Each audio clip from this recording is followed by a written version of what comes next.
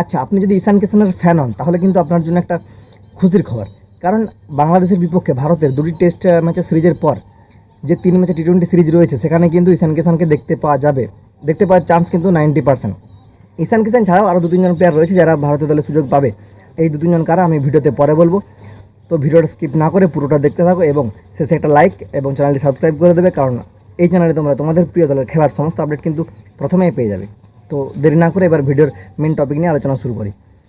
আমরা জানি ভারত দীর্ঘ পরপর 10টি কিন্তু টেস্ট ম্যাচ খেলবে এখনও পর্যন্ত।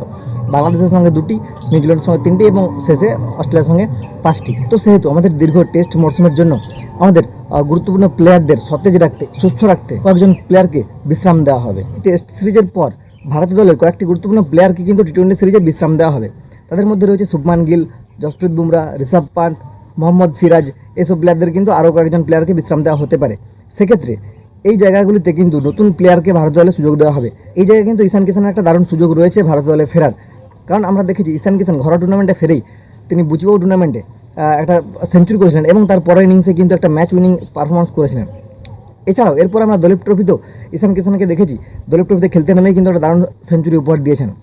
তো এরপরও যে কারণে ঈশান কিষানকে বাদ দেওয়া হয়েছিল, আমরা শেষবার ঈশান কিষানকে খেলতে দেখেছি 2023 ওয়ার্ল্ড কাপে। তারপর থেকে শুভমান গিল ফেরার পর ঈশান কিষানকে আর দেখতে পাওয়া যায়নি ভারত দলে। যদিও ওয়ার্ল্ড কাপের পর অস্ট্রেলিয়া সিরিজে ঈশান কিষান ছিল এবং তার ব্যাক টু ব্যাক 50-র পরেও জিতেশ শর্মাকে ভারত দলে সুযোগ দেওয়া হয় এবং তাকেই কন্টিনিউ করা হয়। স্কোয়াডে থাকলেও সাউথ আফ্রিকার বিপক্ষে টেস্টে যখন ঈশান কিষান নিজের পার্সোনাল কারণ দেখিয়ে ছুটি নেয়, তারপর থেকে ঈশান কিষানকে দলে না তো দূরে থাক, বিশেষে কিন্তু তার কোনো খোঁজখবরও রাখেনি। পরে যখন ঈশান কিষানকে নেওয়ার দাবি ওঠে তখন কিন্তু ভারত দলের সিলেক্টররা বলেছেন ঈশান কিষানকে ঘরোয়া ক্রিকেটে ফিরতে হবে, তারপরে কিন্তু তাকে দলে নেওয়া হবে। এরপর আমরা দেখেছি ঈশান কিষান রিসেন্টলি ঘরোয়া ক্রিকেটে ফিরেছেন, বুচিবাউ টুর্নামেন্ট, দলীপ ট্রফিতে ভালো খেলেছেন এবং এর এত সুন্দর পারফরমেন্স পরেও তাকে ভারত দলে সুযোগ না দেওয়া কিন্তু একটা অন্যায় ব্যাপার হবে। তার পারফরমেন্স অনুযায়ী কিন্তু বাংলাদেশের বিপক্ষে টি-20 সিরিজে সুযোগ পাওয়াটা 99%। এরপর দেখা যাক সিলেক্টররা এখনও কি ঈশান কিষানকে অ্যাভয়েড করে নাকি দলে নিতে বাধ্য হয়। বাধ্য হওয়ার মতনই, তার যা পারফরমেন্স তাকে দলে নিতে বাধ্য। এরপর ঈশান কিষানকে ঋষভ পান্তের বদলে একটা উইকেট কিপার হিসেবে নেওয়া যেতে পারে। এছাড়া শুভমান গিলকে বিশ্রাম দেওয়া হলে সেক্ষেত্রে ওপেনিং হিসেবেও নেওয়া যেতে পারে।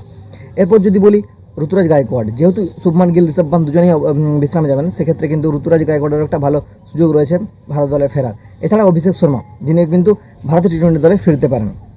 এছাড়া কয়েকটা নতুন বোলারও সুযোগ পেতে পারে, যেখানে মোহাম্মদ সিরাজ, জসপ্রীত বুমরাকে যেহেতু বিশ্রাম দেওয়া হবে সেক্ষেত্রে কিন্তু নতুন আমরা বোলারকেও দেখতে পেতে পারি। সেক্ষেত্রে হর্ষিত রানার সুযোগ পেলেও পেতে পারে এবং তার সুযোগ পাওয়াটা একটা যোগ্য। তিনি আইপিএলে, যদি আমার মনে হয় আইপিএল থেকে যদি কোনো ভালো বোলার উঠে থাকে সেটা হর্ষিত রানা এবং মায়াঙ্ক যাদব অবশ্যই, কিন্তু তার তো চোটের কারণে তাকে সেরকমভাবে কোনো ক্রিকেটে আমরা খেলতে দেখিনি।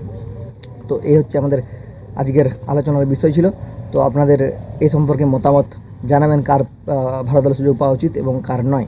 তো ভিডিওটি যদি ভালো লাগে থাকে অবশ্যই একটা লাইক করবেন এবং চ্যানেলটিকে সাবস্ক্রাইব করবেন। ধন্যবাদ।